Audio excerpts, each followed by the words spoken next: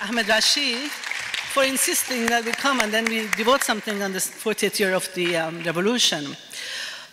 Recently, I realized that the founder of this website called the Humans of Tehran was actually interviewed by Dawn magazine in Rawalpindi as he was passing through.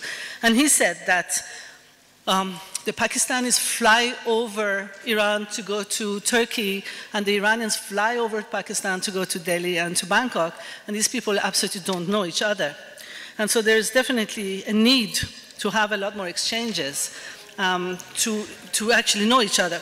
But if you did stop over Iran today, you'd see a lot of paradoxes. And I think that Iran has become a land of paradoxes.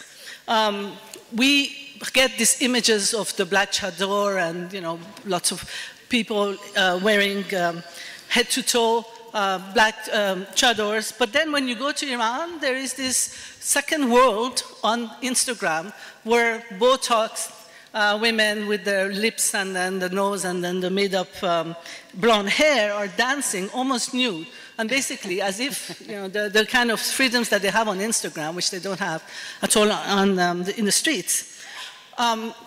Trump has made Iran, President Trump has made Iran as one of the biggest enemies. But when you, actually, I was in Iran last month and I found the amount of Iranian taxi drivers' support for Trump the highest I'd ever seen anywhere else.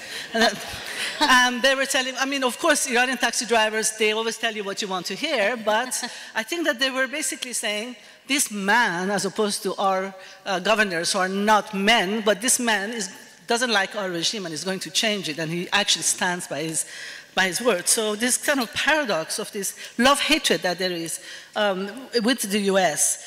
The social classes, we had a revolution in order to equalize the social classes, but today the children of the people who made the revolution are all studying abroad, the people who are actually took over the houses of the former government people or aristocrats are actually themselves now becoming the rich classes. So the social classes is still also the continuation of these big gaps is the other paradox of the revolution. And I would say also, of course, the sanctions, you hear about the economic problems of people, the crippling sanctions, but if you go to restaurants in Tehran, they're full till 1 or 2 o'clock in the morning, the stores are full of commodities, Western made. So there's this absolute paradox that is to be understood. What is this Iran of today? We are going to be talking culture, identity, youth, the art scene with the 4 panelists. Let me introduce them one more time for you here. Ms. Kamin Mohammadi, Miss here, author, journalist, broadcaster. By the way, the 4 of us are Iranians based in Europe. Although we all have, I think, a big love of Iran, but she lives in Italy. She's the author of the Cyprus book, Cyprus Tree, that was published in 2011, which is a family memoir about Iran, the revolution, exile, and return. She has another book that's going to be launched tomorrow here, Bella Figura, which is about how to eat and love the Italian way. So this good difference from the first book to the second. Her journalistic work has been awarded for human rights journalism and a number of other awards. She's written in Financial Times, Sunday Times, Google her, she has excellent credentials to be. And what's very also interesting, she's co-authored the Lonely Planet Guide to Iraq. Mr. Vali Mahlouji here, Mahlouji, on my left here, is a London-based curator, founder of archaeology of the final decade, which I hope he will be explaining more to us. He's an advisor to the British Museum, exhibits on modern Iran, contemporary Iran. He's the director of the Kaveh Golestan estate. His work has been showed, curated work has been showed at the Foam Photograph Museum in Amsterdam, at the Musée d'Art Moderne de Ville de Paris, and many other places. And the Tate Modern has dedicated a room in its permanent collection, recreating some of the work from his work, recreating the Citadel and Mr. Golestan's series on prostitutes. To the left here, Mr. Afshin Shahi, I think you met him yesterday, those of you who heard him, he's a political commentator, senior lecturer, international relations, Middle Eastern Studies, the Institute Development and Peace Studies Department at Bradford. He's author of the book on the politics of truth among truth management in Saudi Arabia that came out in 2013, and a forthcoming book on Iran, the Shia state and the Sunni minority, which should be a very interesting book. Myself, I'm a professor in Sciences Po in Paris. I'm a specialist of human security and extremism. I work mostly on Central Asia, Afghanistan. I'll be talking tomorrow. So, to begin this talk, I wanted first to pay homage to one of yours who also loved our country, even though he never went there. He never went to Iran. He spoke Urdu at home, but wrote 9,000 out of his 15,000 couplets in my Persian language. He wrote about the people of this East rising to the West, rising to the Europeans, finding themselves and finding pride in their culture, in their ancestors, and in order to be able to unite in an Islamic ummah. Of course, I'm talking about your Iqbal Lahore. And if you permit me, I would like to actually read his poem in Farsi. And I think those of you who know this poem very well might hear the intonation a little bit differently from the way that you would be pronouncing. I think that would be, you all know this poem, you might be reciting it with me.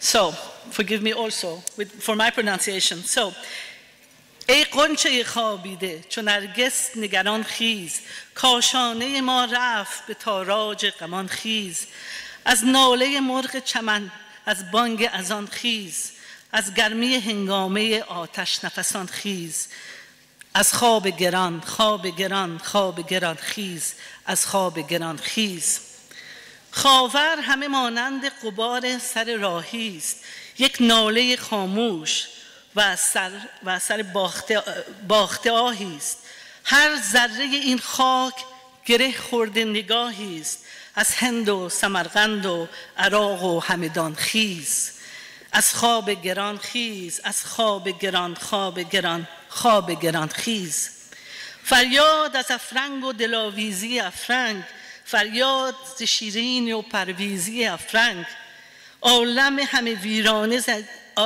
ویرانه ز چنگیزی افرنگ معمار حرم باز به تعمیر جهان خیز از خواب گران خواب گران خواب گران خیز. You know this poem. He is calling on the Eastern people to wake up from their slumber, from their sleep, from their costly sleep, and get rid of the Europeans or rebuild the world according to their ethics and ethos. Now, he basically created a dichotomous world of the Europa, Europe, and the Sharq, the East, which for him was the Muslim people. Interestingly enough, about this identity, and I wanted to first start with this question about the identity, he basically never went to Iran, as I said, but he has a poem written for the Iranian youth where he is telling them that I can see from your walls that a person will come and will basically liberate you. In Iran, when the Iranian Revolution was an answer to what Iqbal wanted, so when the Iranian Revolution happened 40 years last month, or beginning of this month, the slogan was, Na Sharqi, na Gharbi, Jumhuriye Islami. So the Iranian Revolution the Iranian identity did not want to necessarily place itself in the Sharq that Lahore wanted. But it's no East, no West, but the Islamic Republic. And that comes from also a kind of triple identity that Iran always had. The Westoxification, as one of our writers talked about, Al Ahmad, that talked about the fact that the Iranians are very much Gharb Zadegi, very Westoxified. Of course, the Iranian national identity that was even able to change Islam, and the Islamic identity. So basically, my first question to our panelists is 40 years after the revolution, where are we with these identities? Are we Persian? Are we Muslim? Are we Sharq? Are we still Westoxified? So, Kamija, would you like to answer that? We'll start with that. Thank you.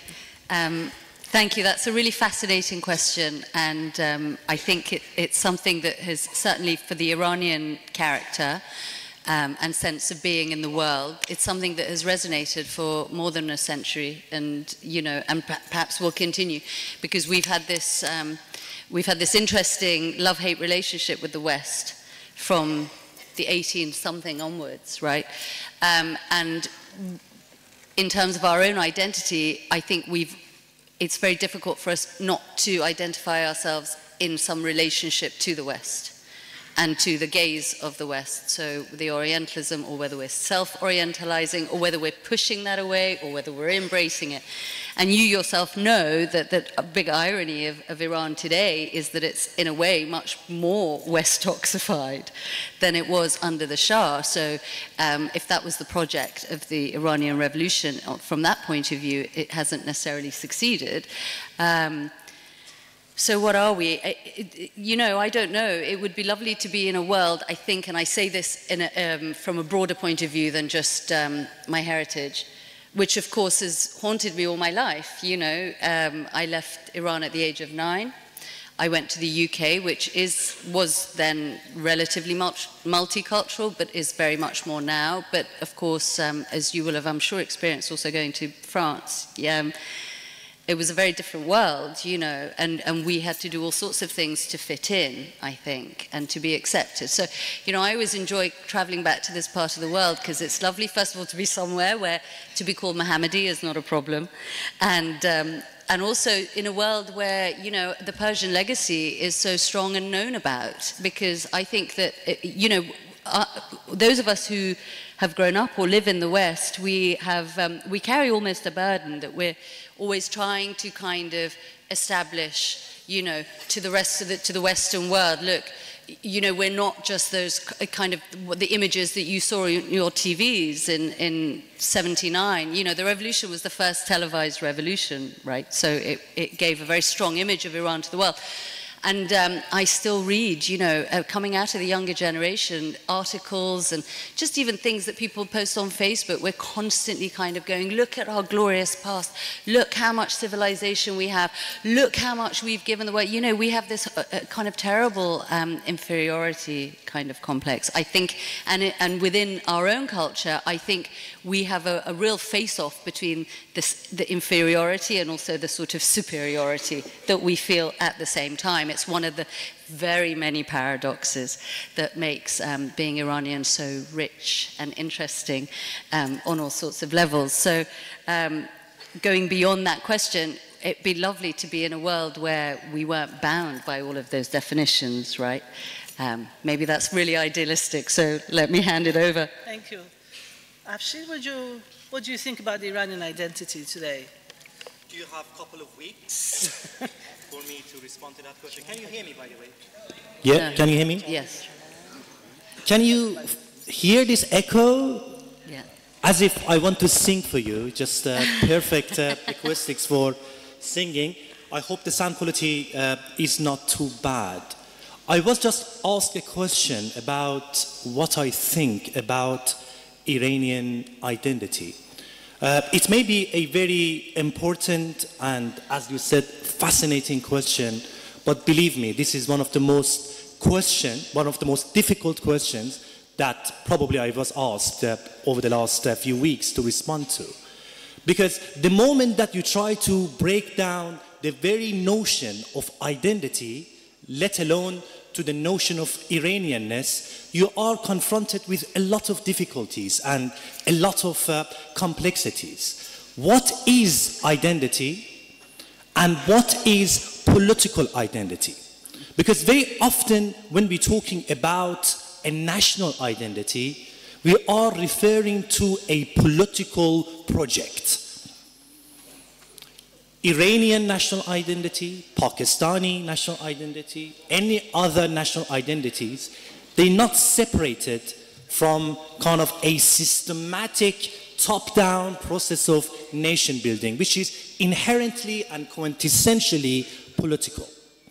As the famous state builder, Mazzini, the father of, one of the fathers of Italian Risorgimento said, he said, we have created Italy, now let's create Italians.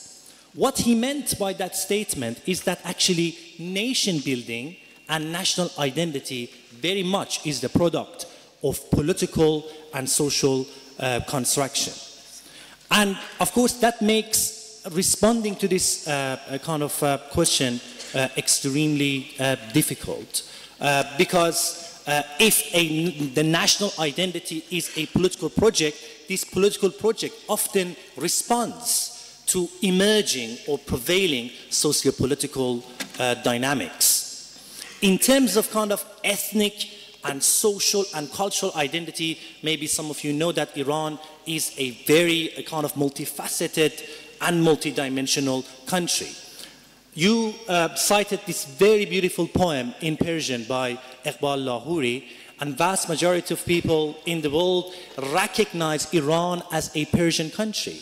But Iran is not a Persian country. Only about 50% of the population speak Persian as the first language.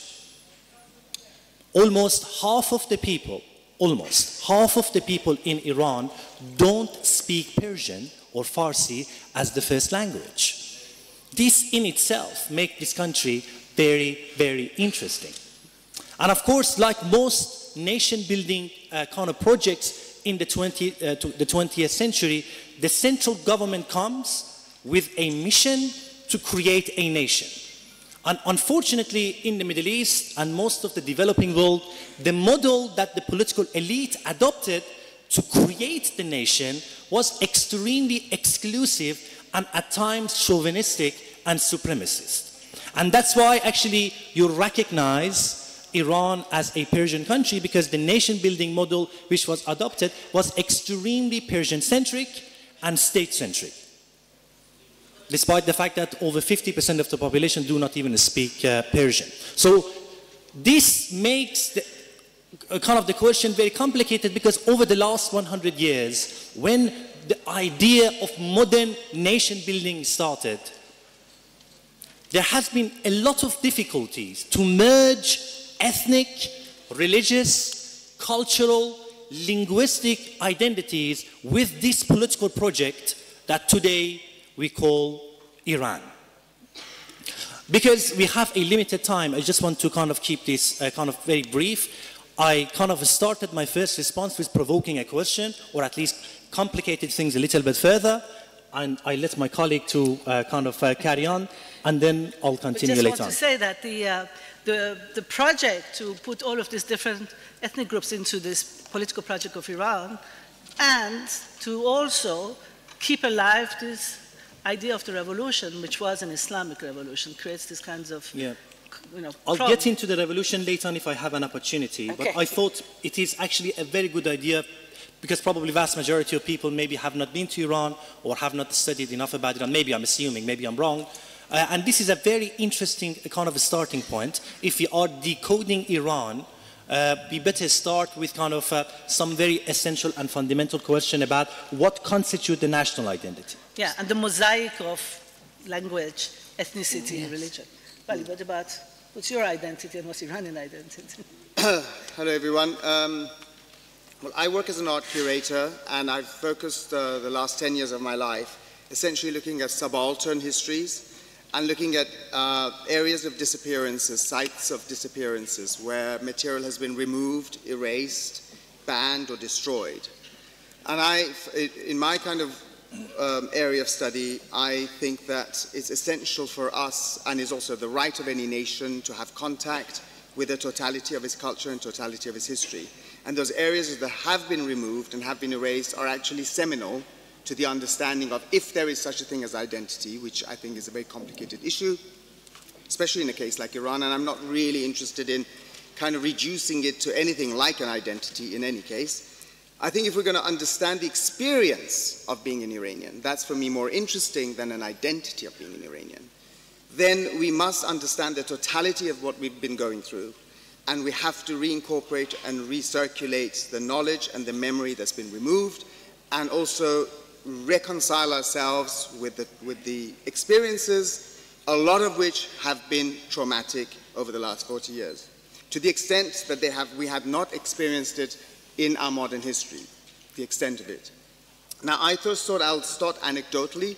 I asked a friend of mine who's a writer, a French writer, who just came back from Tehran 2 weeks ago. He was invited there for a theater festival for his writing, for his performance, to give me his recollections of Iran.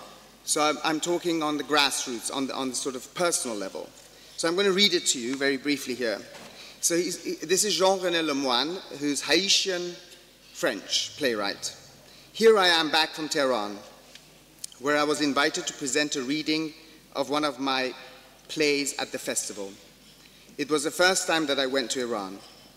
On the one hand, I was troubled and fascinated by the elegance of the people, their smile, their sense of hospitality, and all the sweetness that emanated from them.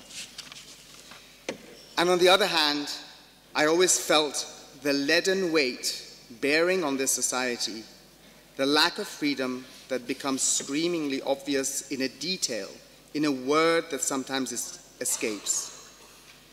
I had the feeling that Iranians, at least the ones I met, have found a compromise with the tragedy of their experience and their existence. The feeling also that there is in them a particular modesty which inclines them not to reveal themselves, to cultivate even a carelessness, a joy which is undoubtedly real during the moment of the conversation and of the exchange, but which finally rests on an immense abyss. I felt welcomed, pampered. Was it a rapport of passing, ephemeral seduction, a superficial sociality? I do not think so. There was really a generosity, a humanity towards the other. But what I feel is the individual's loneliness that in the authoritarian regime has created. I also feel how much it has amputated this people of its true identity, of its history. It's incredible to think that in 4 decades we can erase or try to erase centuries of history of an extraordinary culture. But there was a trace of the past here that remains against all odds, unlike China, when the incest between communism and capitalism seems to have erased every culture and every memory. There is here a palpable resistance, but it is as if that resistance cannot find its structure. This creates a permanent ambiguity, a conflict between a kind of resigned indolence and the suffering of the being in revolt. These are, of course, only my first impressions of a country that has left a deep impression on me and where, strangely enough, miraculously, immediately I felt at home. And that was written 2 days ago. So I think for me, it was interesting to get a writer who's extremely sensitive as a person to convey his impressions of Iran, which tap into my own struggle as an art curator who is looking at areas of art and culture that allow me to provoke moments in history and evoke a sense of social responsibility and a sort of awareness, political awareness, to kind of activate memory in ways that may have something to do with this vague thing called identity. But it's not so much identity, but it is what we experience. And in that, I have been focusing on areas of trauma, which is what he's talking about, that leaden weight that we bear. And I want to just say one thing, that the resilience and the brilliance of Iranian culture, its creativity, its thinking, its joie de vivre, its loveliness, its smile, is not to be taken for granted. That there is a huge, an immense, and unnecessary amount of trauma inflicted on that same people, and on all of us, even in the diaspora, which have to survive in spite of each other, in a way. So I'm just going to leave it at that. Thank you. And this kind of generosity, positiveness, politeness, and the trauma creates this kind of complex personality, which I think that is part of our DNA and also comes. So shall we take the discussion to the question of like what does it leave the youth today? Iran is a very young country. There's quite a lot of people with aspirations, frustrations, but there's a high level of unemployment. But they actually do have resilience, they do have hope. You see a very, very interesting pieces of, well, resistance or actually expression that's coming out through different types of artistic modalities in Iran. Lots of creativity that portrays these kinds of paradox of pain and joie de vivre. So what kinds of flickers of this do you see in the youth? That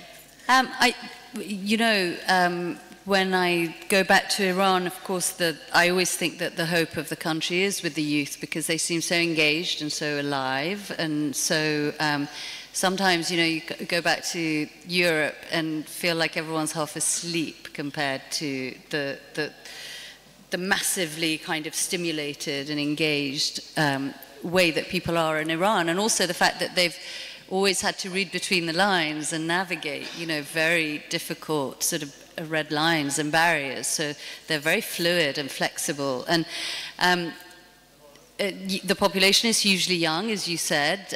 The majority, what is it, 60 or 70%, I'm sure my panelists know, are under the age of 40, so they were born after the revolution. So, this is a population that anyway has access to the rest of the world because there is, also long before the internet, there was, satellite television that's meant to be illegal, but everyone has it, beamed in from all over the world, the diaspora making programs in places like LA, all over. Of course, I think that, I don't know the case now, but when the internet and blogging was in its infancy, I think Farsi was the second most blogged language in the world, right? So the cyberspace has given these people, and these young people particularly, a space in which they can reveal themselves. That space is not always available in a physical form. But certainly now with social media and the fact that, we've got the best sort of code breakers in the world, and, there's always a way around the restrictions that the regime kind of puts. I don't know if that's perceived outside of the country, but, you feel that very strongly when you're there. You'll have written on the back of bus seats, codes for breaking certain kind of filters that are put on the internet. So this space exists, and it means that people are able to express themselves. They have a kind of an interaction with the rest of the world, so there isn't a kind of closing off at all.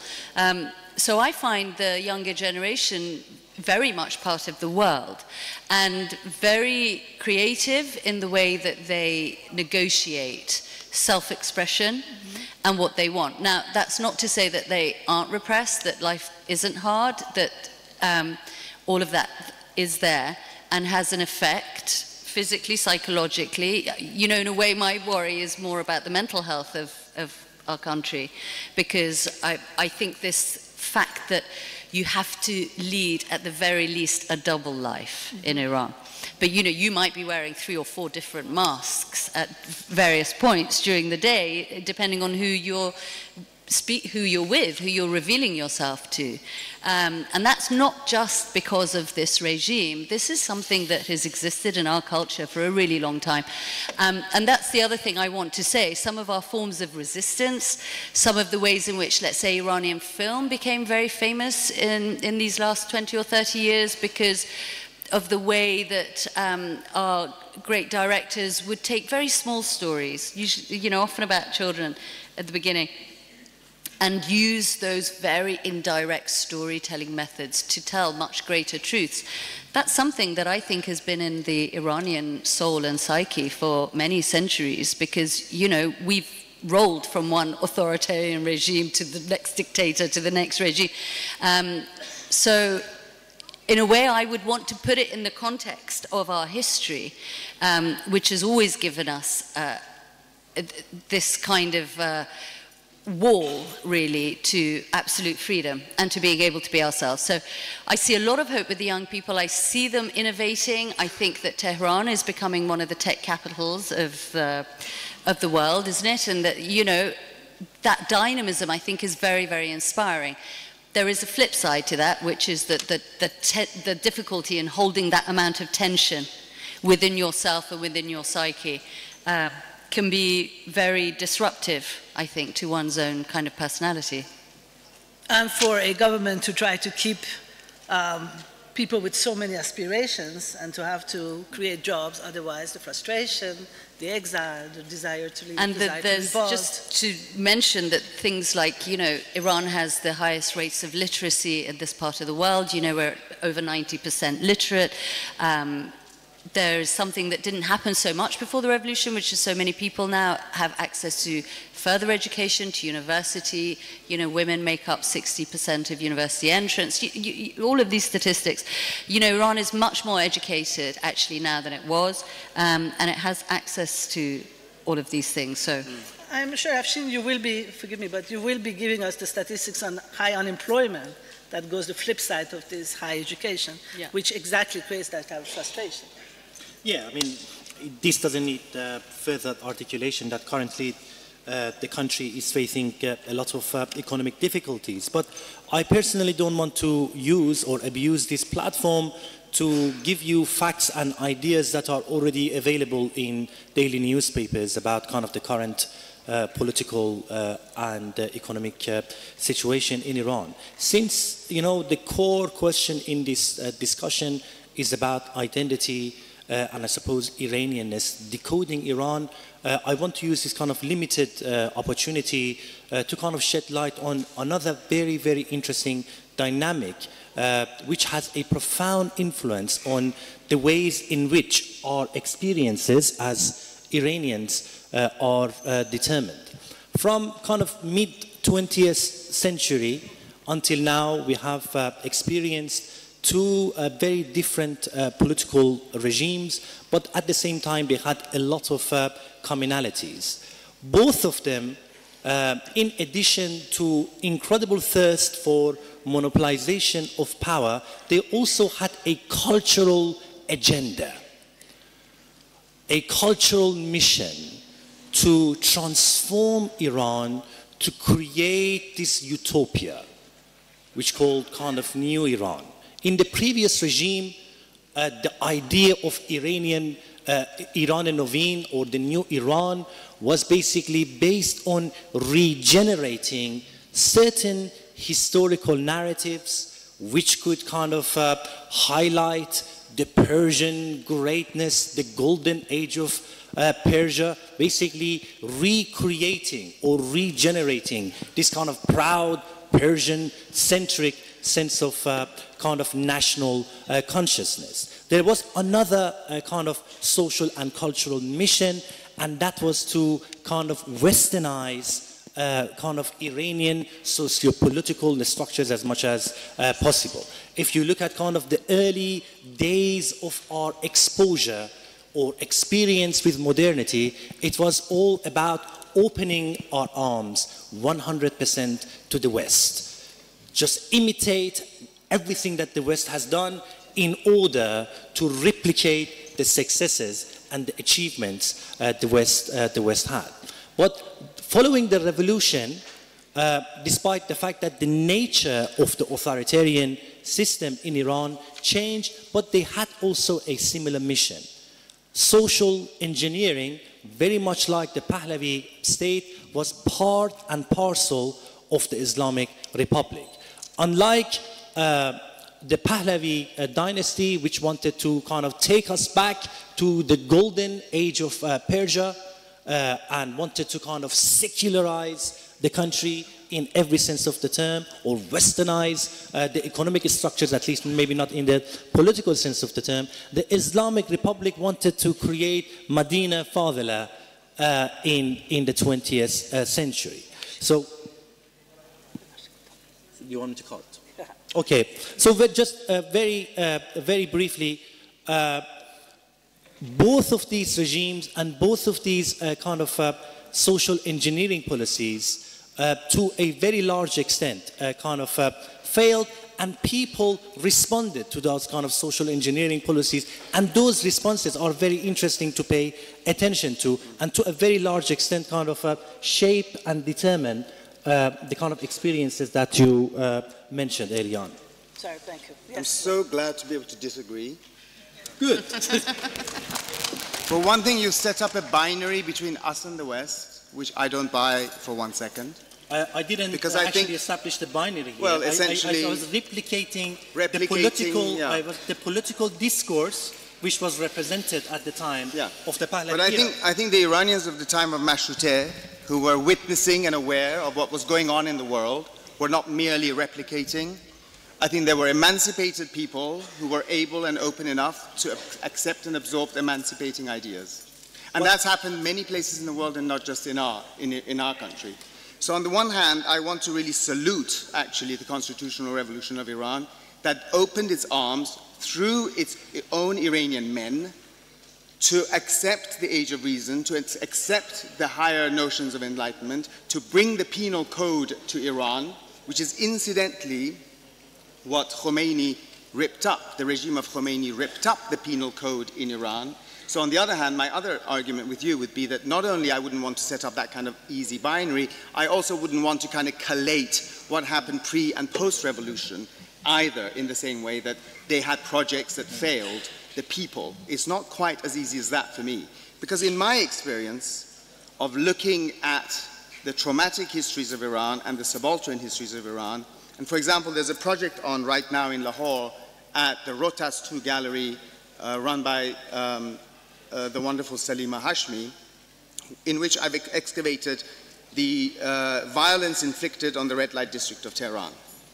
Now, by Khomeini ripping up the penal code in Iran, he severed Iran's relationship with the notion of no punishment without a law, i.e., we're not equal citizens in the face of a law, but we are mortals in the face of a divine as interpreted by a mullah. And that has resulted in a situation where, I'm not going to give you exact figures, but in the 20th century in Iran, about 1,000 people lost their lives for those kind of purposes, political and semi-political stuff. And since the revolution in Iran, 40 to 60,000 people have lost their lives, officially, depending on which channel you go to. And by Amnesty International records today, Iran holds the highest number of executions per capita anywhere in the world. Now, this stuff is not to be taken lightly. This trauma is on the shoulder of every Iranian individual, is on the shoulder of society at large, and the fact that Khomeinism in Iran created something we never had before in our modern history, the conformists and the non-conformists. Those who are the pious and therefore above the law, and those who are not and who are below the law, which cause situations within families that mothers handed over their children to be executed. So the level of trauma, I think, in our country is much more interesting for me, at least, to understand what we as an identity, if there is such a thing, experience and feel in a real sense, in a daily sense, in an everyday sense, and how we have to negotiate the violence that is inflicted on us and not deflected into other areas of abstraction. May I ask you a question? Sorry, because it seems like May I have the right minutes. of reply? Please cut it short. No lectures, if you don't mind. Actually, no. initially, I got very excited when I heard that my dear colleague disagrees with me, but then I realized that actually, in the end, your responses did not really accommodate what I really offered early on. First of all, I did not dichotomize modernity and tradition.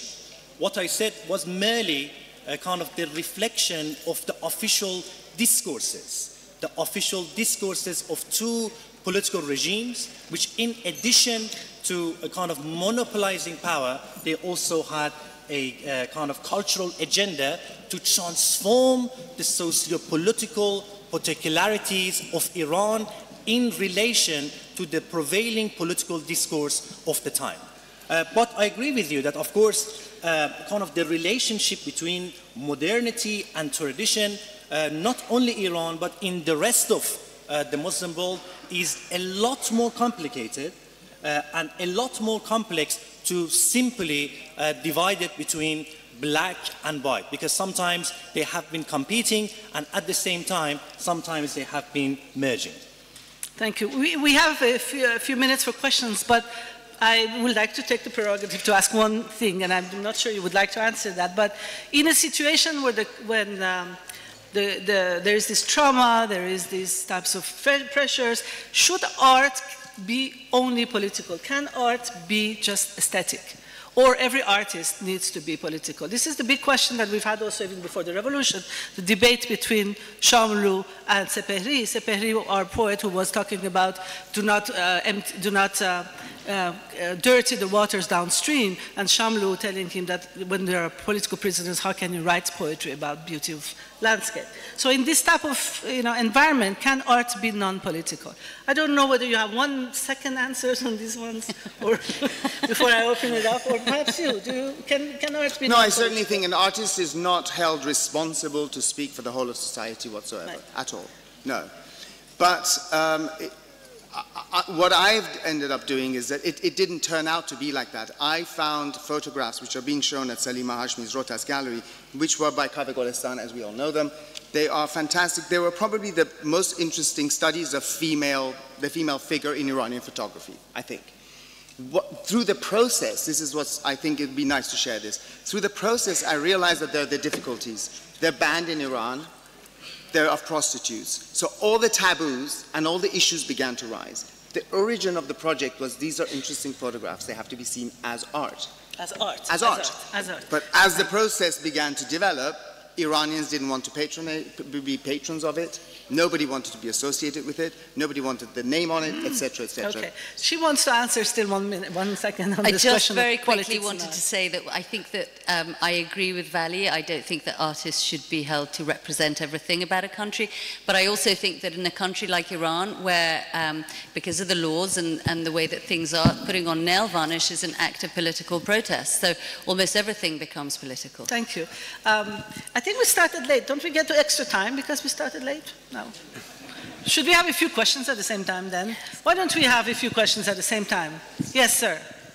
And then you take notes and answer. The panelist on the extreme right spoke about the concept of Riyasat-e-Madina in Iran. May I remind him that this concept has a propaganda value in almost in every Muslim country. What concept? Sorry, I didn't hear that. The state of Medina, the Riyasat-e-Madina. Yes, of course, yes, you're right. And that's why Pakistan's present federal government has also used this concept very successfully. And our Honorable Prime Minister, former Playboy, says that says that he wants to create Riyasat-e-Madina, meaning state of Medina in this country. Thank you. Anyway, my question is that after the revolution, almost all the Iranian governments have challenged the relevant policies of the USA. How do you look at this? No pressure. Next question, please. Could we have a few questions so that perhaps then... I think we have to come back next year to carry on, right? Sir, yes, over there. Yeah.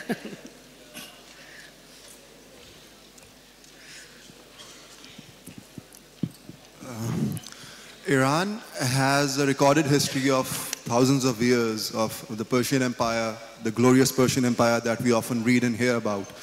Where did that legacy go in the concept of being westernized or being over-Islamized? Where did that thing go? Is it still there in the Iranian society? And what toll have these, the digressions taken on that legacy of thousands of years of Iran? Thank you. Another question? Gentleman over there? There's one there, there's one. You taking notes? Hi.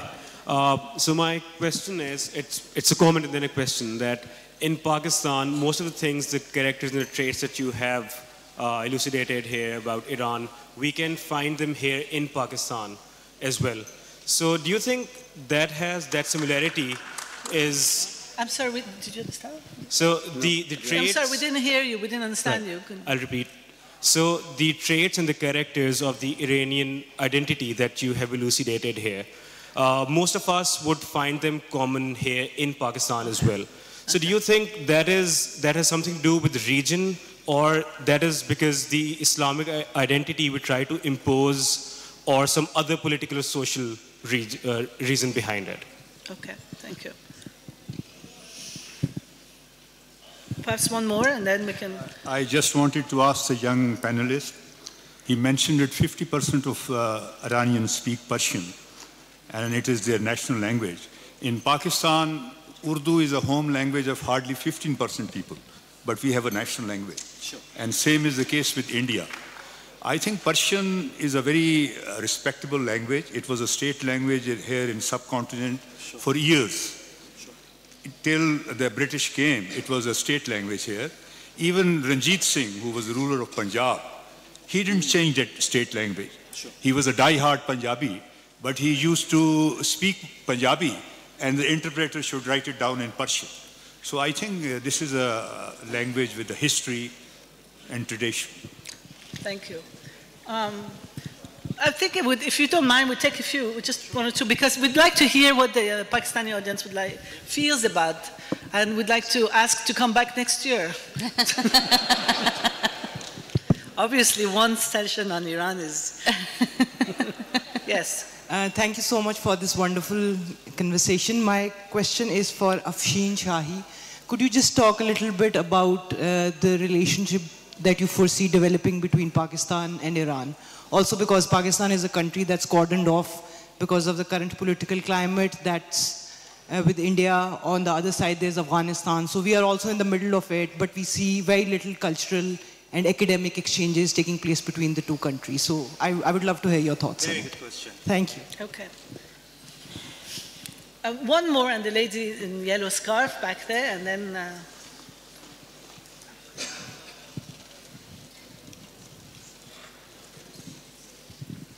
Thank you.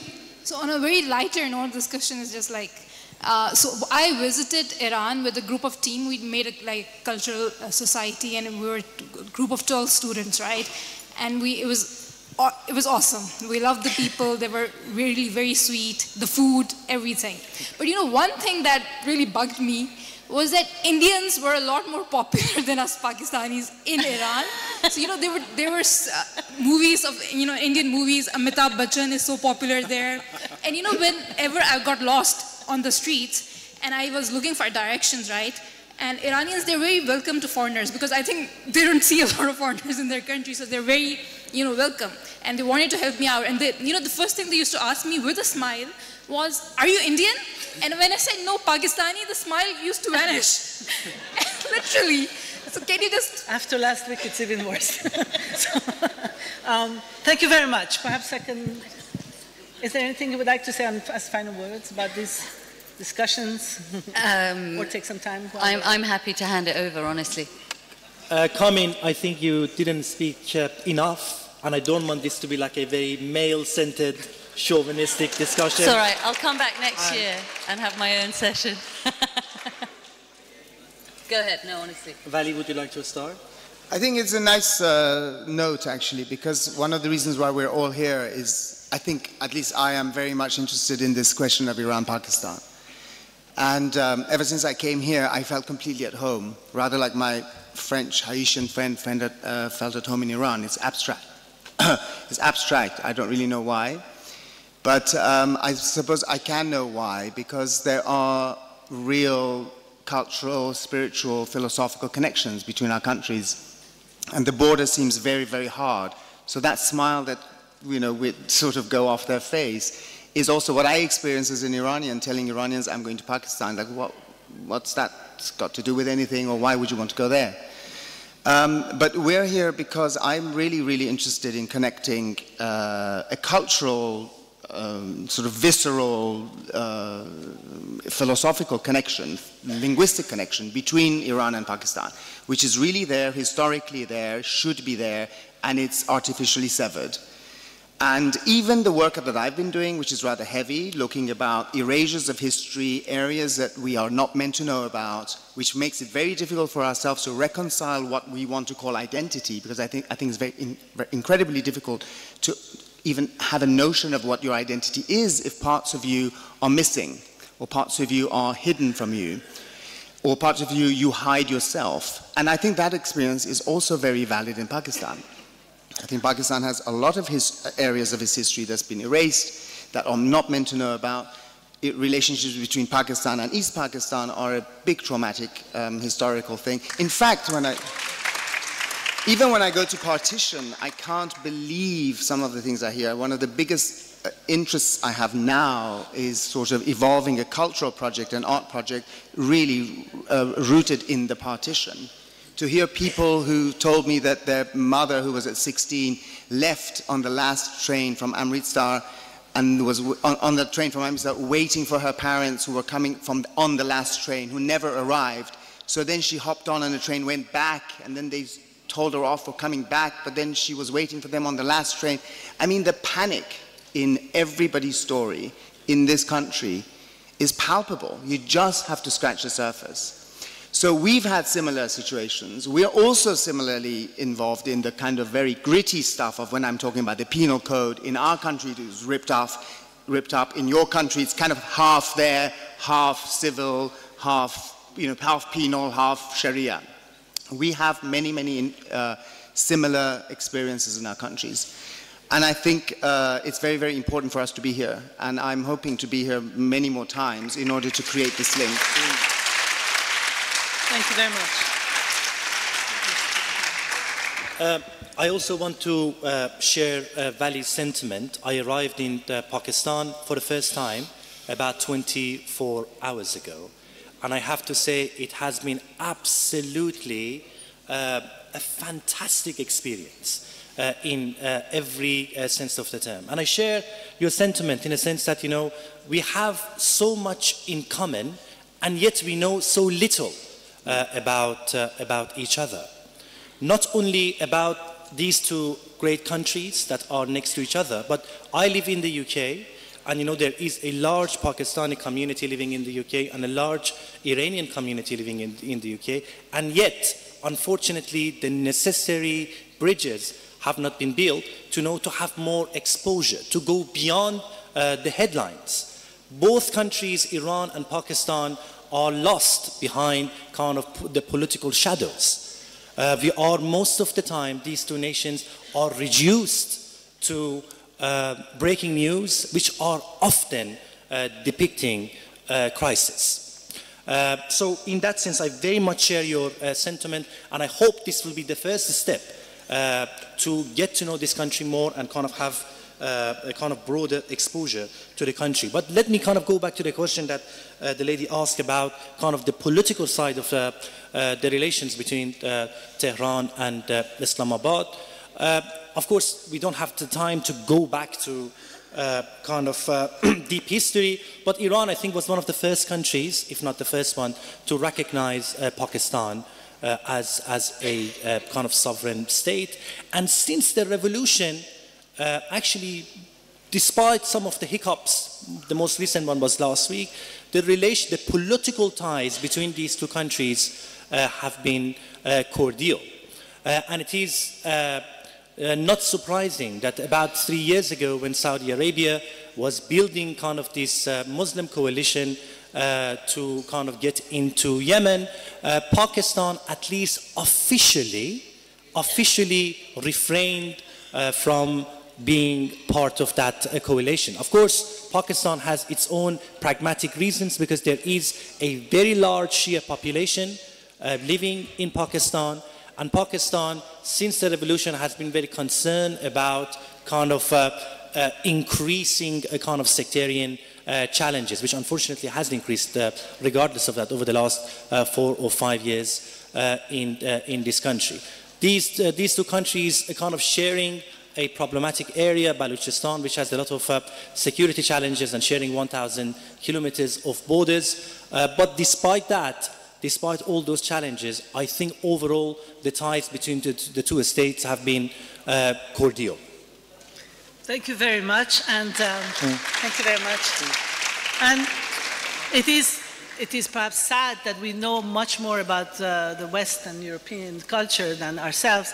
And so let's, I hope, go back to the words of Iqbal so that the East can get to know each other more. Thank you for your interest.